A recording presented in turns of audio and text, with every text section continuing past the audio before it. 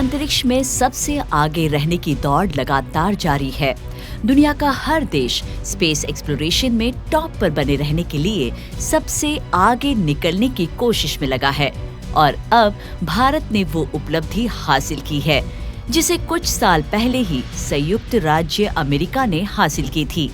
अगस्त 2023 में चंद्रयान 3 मिशन के साथ चंद्रमा के दक्षिणी हिस्से पर सफलतापूर्वक लैंडिंग के बाद भारतीय अंतरिक्ष अनुसंधान संगठन यानी इसरो ने अब उस चीज की स्टडी करने पर अपना ध्यान केंद्रित किया है जो दशकों से एस्ट्रोनॉमर्स को हैरान करती आ रही है। तो क्या ऐसे में भारत इस विशाल अंतरिक्ष घटना के पीछे छिपे राजों को जानने में सफल होगा? और क्या ये सफलता भारत को स्पेस एक्सप्लोरेशन में चीन, रशिया और संयुक्त राज्य अमेरिका से आगे रखेगा? जानने के लिए देखिए हमारा ये वीडियो पूरा।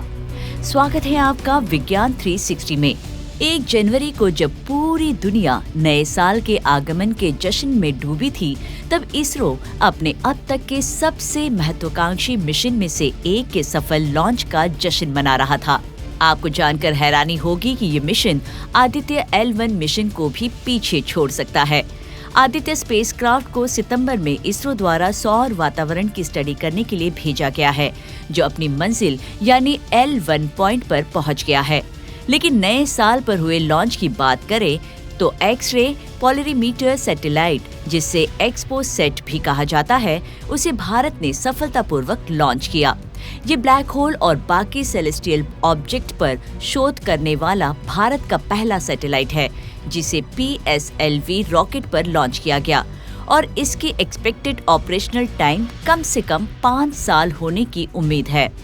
एक्सपोसैट ब्रह्मांड में 50 सबसे चमकीले सोर्सेस की स्टडी करेगा, जिसमें pulsar, black hole, X-ray binaries, सक्रिय गैलेक्टिक नाभिक, न्यूट्रॉन सितारे और नॉन थर्मल सुपरनोवा के बचे हिस्से शामिल हैं। इसमें 2 इंस्ट्रूमेंट्स हैं, पॉलिक्स यानी एक्स-रे में पोलरीमीटर इंस्ट्रूमेंट और एक्सपेक्ट यानी एक्स-रे स्पेक्ट्रोस्कोपी और टाइमिंग।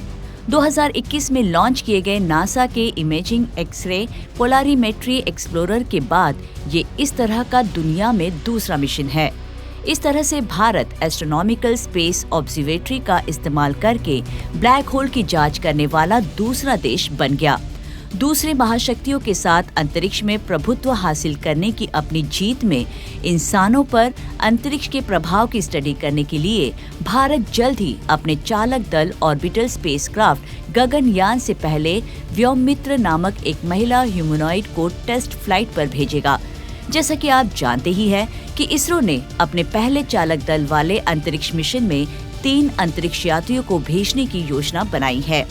2025 तक इसके लॉन्च होने की उम्मीद है और ये संयुक्त राज्य अमेरिका, रूस और चीन के बाद भारत को अंतरिक्ष में अंतरिक्ष यात्रियों को भेजने वाला चौथा देश बना देगा।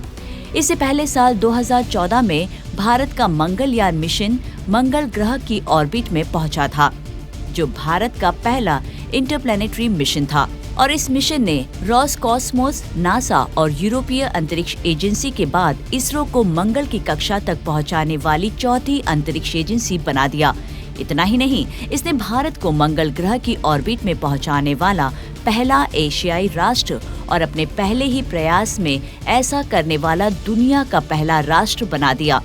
इसका मतलब है कि भारत जल्द ही मंगल ग्रह पर एस्ट्रोनॉट्स को भेजने की योजना बना सकता है और आखिरकार किसी भी महाशक्ति या इलॉन मस्क से पहले वो यहाँ कॉलोनी बनाने की उम्मीद कर सकता है।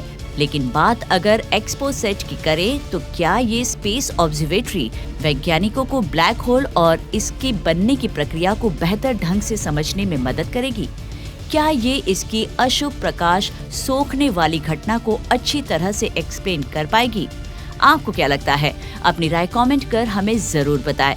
विज्ञान से जुड़ी ऐसी ही इंटरेस्टिंग खबरों को जानने के लिए हमारे चैनल विज्ञान 360 को सब्सक्राइब करें और बेल आइकन को प्रेस करना ना भूलें।